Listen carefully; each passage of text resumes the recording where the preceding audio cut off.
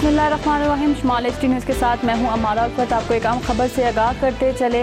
तशद्दुद का शिकार रिजवाना का बयान पुलिस ने रिकॉर्ड कर लिया। गुस्से में आकर जज की बीवी सोमिया आसिम लातों से मारती, बाल पकड़कर सर दीवार के साथ दे मारती, कई कई दिन भूखा रखकर कमरे में बंद कर देती। माँ बाप से मिलने की इजाज़त नहीं थी। जज की बीवी सोमिया आसिम टेलीफोन पर बात करवाती मगर तशद्दुद से मुतारिक बताने से रोकती। आपको एक अहम खबर से आगाह करते चले। तशद्दुद का शिकार रिजवाना का बयान पुलिस ने रिकॉर्ड कर लिया। गुस्से में आकर जज की बीवी सोमिया आसिम लातों से मारती, बाल पकड़कर सर दीवार के साथ दे मारती, कई कई दिन भूखा रखकर कमरे में बंद कर देती। माँ बाप से मिलने की इजाज़त नहीं थी। जज की बीवी सोमिया आसिम टेलीफोन पर बात करवाती मगर तशद्दुद से मुतालिक बताने से रोकती।